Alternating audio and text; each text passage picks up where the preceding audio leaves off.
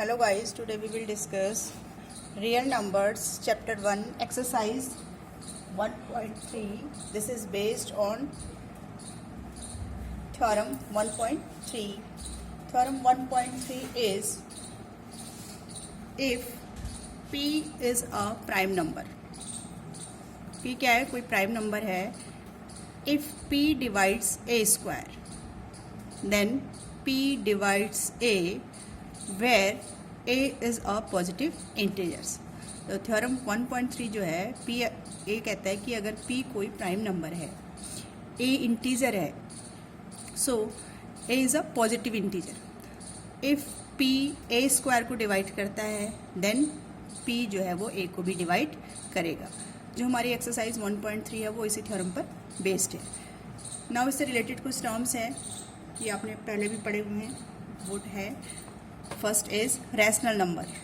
ये तो आप पहले से पता है आपको. What are rational number? A number of the form p upon q where q can not equal to 0.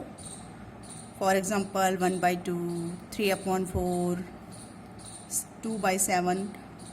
All these are rational number. Zero can be written as 0/1. So 0 is also a rational number.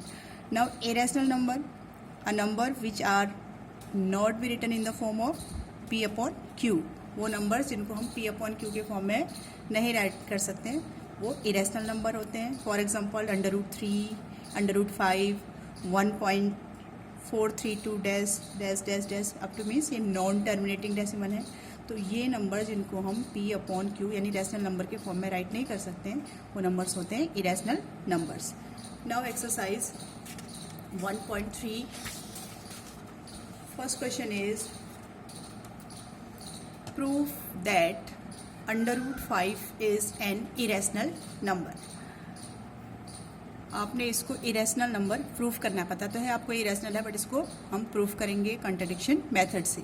तो solution इसका हम इसके solution में इसके just opposite late कर लेते हैं. हमें तो इसको क्या प्रूफ करना है? इरेशनल नंबर प्रूफ करना है.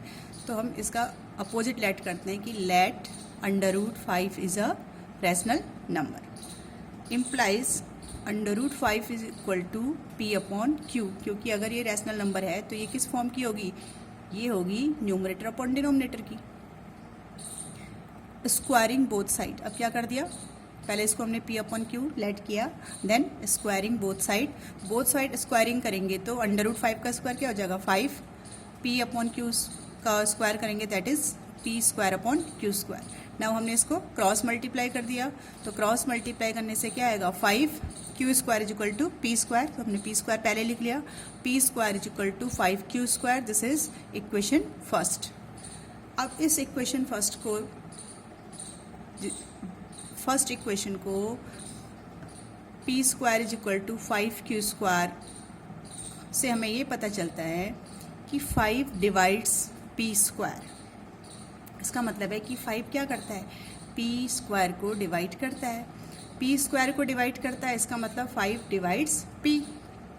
कहाँ से? Bye theorem 1.3. सो हमने 5 डिवाइड्स p ये एक रिलेशन आ गया. तो इसको हमने क्या रख दिया? इक्वेशन सेकेंड रख दिया.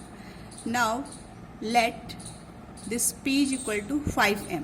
हमने यहाँ पर p के प्लेस में लेट कर लिया p is equal to 5m. p अगर 5m लेट कर लिया तो p स्क्वायर क्या होगा? 5m का square that is 25m square. Putting the value of p square in equation first. अब ये जो इक्वेशन फर्स्ट है इसमें यहाँ से p स्क्वायर की वैल्यू हम पुट करेंगे. तो p स्क्वायर के बदले क्या पुट करेंगे? 25m square. 5q स्क्वायर इसका right side as it is रहेगा. इम्प्लाइज इसका मतलब क्या है? 5 से 25 कैंसिल हो जाएगा. This is 5m square is equal to q square. इसका मतलब क्या है कि जो 5 है वो q स्क्वायर को भी डिवाइड करता है. 5m square is equal to q square का मतलब क्या है? 5 डिवाइड्स q स्क्वायर. अगर 5 q स्क्वायर को डिवाइड करता है implies 5 divide q. This is equation third. ये कहाँ से? Bye theorem 1.3. अगर कोई प्राइम नंबर कोई इंटीजर किसी प्राइम नंबर को अगर क्या करता है? डिवाइड करता है तो उसके स्क्वायर को भी डिवाइड करेगा. या now by 2 and 3, by equation 2 and 3, this is 2 में हमने क्या कहा था 5 डिवाइड्स p, और थर्ड में क्या कहा था 5 डिवाइड्स q। इसका मतलब है कि 5 जो है 5 is a common factor of p and q, but p और q क्या हैं प्राइम नंबर हैं, तो इनका कॉमन फैक्टर तो हो नहीं सकता। दिस कंट्राडिक्ट्स आवर एजम्पशन, क्योंकि प्राइम नंबर वो होते हैं जो केवल 1 से डिवाइड होंगे या अपने टेबल से डिवाइड होंगे। तो इन दोनों रिलेशनों से 2 से और 3 से हमें ये पता चल रहा है कि 5 p को भी डिवाइड करता है, 5 q को भी डिवाइड करता है। इसका मतलब 5 इनका एक कॉमन फैक्टर है, बट ये दोनों प्राइम नंबर है तो कॉमन फैक्टर तो हो नहीं सकता। This contradicts our assumption that √5 is a rational number. हमने जो लेट किया था कि वो रैशनल नंबर है, तो इसका मतलब ये इसके अपोजिट आ रही कंडीशन। इसका मतलब हमारा जो एजम्पशन है वो रॉन्ग है। सो √5 इज अ इरेशनल नंबर, क्योंकि जो हमने कंडीशन लेट की थी ये उसके अपोजिट आ रहा। इसके अपोजिट क्या आ रहा कि इसके अपोजिट इसके आ रहा कि p अपॉन q में 5 भी एक इसका फैक्टर होगा, लेकिन प्राइम फैक्टर्स में 5 नहीं हो सकता rational number p upon q में। इसका मतलब है कि √5 क्या है एक इरेशनल नंबर है।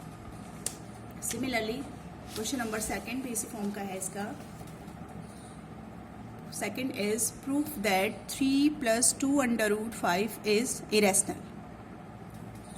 आपने इसको इरेशनल प्रूफ करना है, तो सॉल्यूशन में यहाँ भी हम कंट्राडिक्शन मेथड से यूज करेंगे। Let 3 + 2 √5 is a rational number, इसको लेट कर लिया। अगर ये रैशनल नंबर है तो 3 + 2 √5 is equal to a upon b, क्योंकि कोई भी rational number p upon q के फॉर्म की होती है, न्यूमरेटर अपॉन डिनोमिनेटर की फॉर्म की होती है। नाउ क्या कर लिया हमने, इसको एडजस्ट कर लिया। 2 √5 को लेफ्ट में ही रहने दिया, इस 3 को हम राइट में ले गए, तो this is a upon b -3 हो जाएगा। नाउ 2 √5 है, हमने लेफ्ट में केवल √5 रखा, तो ये 2 यहाँ मल्टीप्लाई में दूसरी साइड जाके क्या हो जाएगा डिवाइड में चला जाएगा। This is 1/2 a upon b -3। अब हमने एलसीएम निकाल के इसको सॉल्व कर दिया। This is a by 2b -3/2। a and b are integers, a और b इंटीजर हैं, therefore a upon 2b -3/2 is a rational number। ये जो राइट साइड है ये क्या होगा, ये एक रैशनल नंबर होगा, बिकॉज a और b क्या हैं, a और b इंटीजर है, तो a अपॉन 2b भी इंटीजर होगा, 3/2 तो रैशनल नंबर है ही है। सो इसका मतलब ये पूरा a अपॉन 2b -3/2 भी क्या होगा एक रैशनल नंबर होगा। सो √5 इज़ अ रैशनल नंबर। आपको पता है कि √5 क्या है एक इरेशनल नंबर है, बट √5 इज़ अ हमने जो एजम्पशन लेट किया था कि √5 इज़ अ रैशनल नंबर, हमने स्टार्टिंग में लेट किया था कि 3 + 2 √5 इज़ अ रैशनल नंबर हमने लेट किया था, but √5 is a irrational number. हमें क्या पता है कि √5 क्या है एक इरेशनल नंबर है। इसका राइट हैंड साइड क्या आ गया, राइट हैंड साइड तो रैशनल नंबर आ गया। अब एक रैशनल और इरेशनल इक्वल नहीं हो सकते, तो दैट मीन्स ये है कि जो हमने स्टार्टिंग में नंबर लेट की थी that is 3 + 2 √5 is a irrational number. This is contradiction method. इसमें हम स्टार्टिंग में ही उसके अपोजिट लेट कर लेते हैं, let it is a rational number. उसके बाद हम क्या करेंगे, इरेशनल नंबर को साइड करेंगे। साइड करने से हम इन दोनों को चेक करेंगे कि राइट साइड तो इसका क्या आ रहा है रैशनल नंबर आ गया, और लेफ्ट में क्या इरेशनल। रैशनल इरेशनल इक्वल नहीं हो सकते हैं। इट मीन्स आवर जो अजम्पशन था 3 + 2 √5 इज़ अ रैशनल नंबर, ये रॉन्ग था। That means 3 + 2 √5 is a irrational number. Next is third, question number 3, first part. Proof that first part is 1/√2, second is 7/5, third is 6 + √2 are irrational number. आपने इसको क्या proof करना है, irrational number proof करना है। तो सॉल्यूशन फर्स्ट 1/√2, तो late कर लेते हैं let 1/√2 is a rational number. Contradiction method use कर रहे हैं तो हमने इसको रैशनल नंबर लेट कर दिया। अगर ये रैशनल नंबर है तो ये क्या होगा, this is of the form a/b। सो 1/√2 को हम क्या राइट करेंगे, a/b। नाउ लेफ्ट साइड 1/√2 को रैशनलाइज कर दिया, मीन्स √2 से न्यूमरेटर डिनोमिनेटर में मल्टीप्लाई कर दिया। किसी नंबर से को न्यूमरेटर डिनोमिनेटर में अगर हम सेम नंबर से मल्टीप्लाई कर लेते हैं तो उसकी वैल्यू में कोई फर्क नहीं पड़ता। So this is √2 into 1 is √2, √2 that is √4 means 2 आ गया left side, is equal to a/b। Now हमने लेफ्ट साइड केवल √2 रहने देना है, इज इक्वल टू a/, ये 2 भी यहाँ कहाँ चला जाएगा, राइट साइड मल्टीप्लाई में, दिस इज 2a/b हो जाए। इसको सॉल्व करके क्या आ गया, √2 is equal to 2a/b। But आपको पता है कि a एंड b इंटीजर है, तो इसका मतलब क्या है, 2a/b इज ऑल्सो इंटीजर। और ये किस फॉर्म का है, ये रैशनल नंबर के फॉर्म का है। और हमने स्टार्टिंग में क्या लेट किया था कि √2 एक रैशनल 1/√2 एक रैशनल नंबर है, बट एक रैशनल और इरेशनल सेम नहीं हो सकते।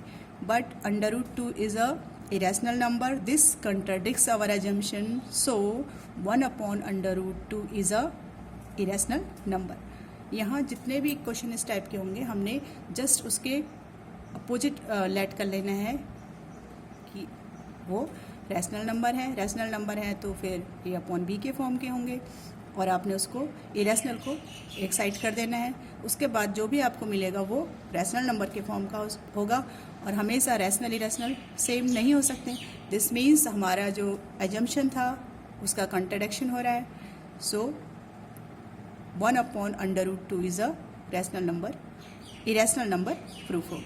Similarly second part is 7/5। इसको भी आपने इरेशनल नंबर प्रूफ करना है तो हम इसका अपोजिट लेट करते हैं। Let 7/5 is a rational number. If it is a rational number, then 7/5 is equal to a/b. Now √5 is equal to 7 denominator में चला जाएगा, this is a/7b। a and b are integer, so this is also, it means क्या हो गया, a और b integer है तो इसका मतलब a/7b is a rational number। This means √5 is a rational number। ठीक है, इसका मतलब अगर राइट रैशनल नंबर है तो लेफ्ट भी रैशनल नंबर होना चाहिए, बट हमें पता है क्या कि √5 रैशनल नंबर नहीं है। This contradicts our assumption, so 7/5 is a irrational number। Similarly इसका एक और पार्ट है, that is third part of the question number 3rd। you have to prove 6 + √2 is a irrational number। तो सेम मेथड से करेंगे हम इसको, कंट्राडिक्शन मेथड से। Late 6 + √2 is a rational number। If it is a rational number, then 6 + √2 is equal to p/q, implies √2 is equal to 6। दूसरी side चला जाएगा तो this is p/q - 6। Since p and q are integers, इसका मतलब p/q - 6 क्या होगा, भी एक इंटीजर होगा। implies √2 is also integer, but this contradict our assumption। अगर राइट साइड इंटीजर है तो इसका मतलब लेफ्ट भी क्या होना चाहिए, इंटीजर भी होना चाहिए, बट ये हमारे अजम्पशन का कॉन्ट्रडिक्ट करता है। दैट, इससे क्या रिजल्ट निकला, that 6 + √2 is a rational number. अगर हम कहेंगे राइट साइड रैशनल नंबर है तो लेफ्ट भी क्या होना चाहिए, रैशनल होना चाहिए, लेकिन ये हमारे अजम्पशन का कॉन्ट्रडिक्शन हो रहा है। It means 6 + √2 is a irrational number. So this is exercise 1.3. In my next video we will discuss exercise 1.4. Till then, goodbye.